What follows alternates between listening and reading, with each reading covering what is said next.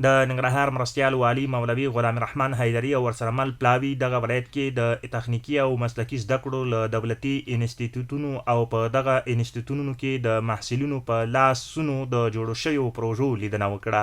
د ننګرهار د والي بیان قاری احسان الله عثماني تخنیکی او مسلکي زده کړې د اوسني وخت له مهمو اړتیاوو وبللې. دا چې د افغانستان خلک مسلکي زده کړو ته سخت ضرورت لري.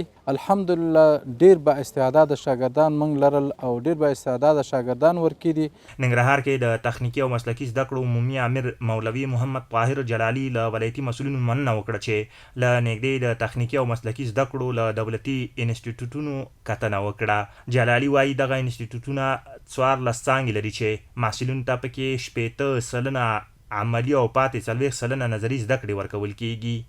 تدریسي بهیر چې دی فصلو کې 80% چې د عملي زده کړې دی او 40% نظري زده کړې دی. نو زمونږ بیا هم دا غوښتنه ده چې ولایتي اداره ترڅنګ داسې نور ادارات زمونږ سره دغسې همغږي اوسي. د میخانیکي انسټیټیوټ امیر انجینر ذبیح الله فهیم وایي ننګرهار کې 22 بابا تخنیکی او مسلکي زده کړو ادارې لري چې په دې کې 2 خصوصي دي.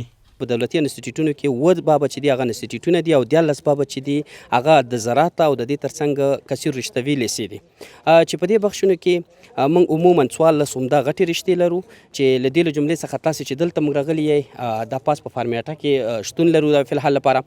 دلته 3 بابا انسټیټیوټونه دي چې یو هم میخانیک انسټیټیوټ دی چې شاوخوا 1200 محصلین لري فلحال، یو 10 تنه استادانو پرسونل لري. د دې ترڅنګ چې د پلسګونو پروژې چې د خدمات وړاندې کړي دي.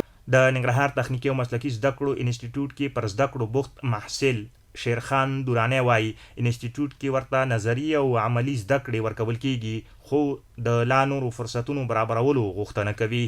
چېرته موږ ته امکانات برابر شي موږ په آینده کې کولی شو لا ښې پروژې او لا ښې خدمتونه خپل وطن ته وړاندې کړو. ننګرهار کې د تخنیکی او مسلکي زده کړو د ادارې مسؤلین وایي اوس مهال په 2 دولتي 2 خصوصي تخنیکی او مسلکي انسټیټیوټونو او 14 رشتوي لیسو کې شاوخوا 6,000 زده کوونکي پر زده کړو بوخت دي او زیاته یې کړه چې د تخنیکی او مسلکي زده کړو د غښتلتیا لپاره به لا ډیر کار کوي.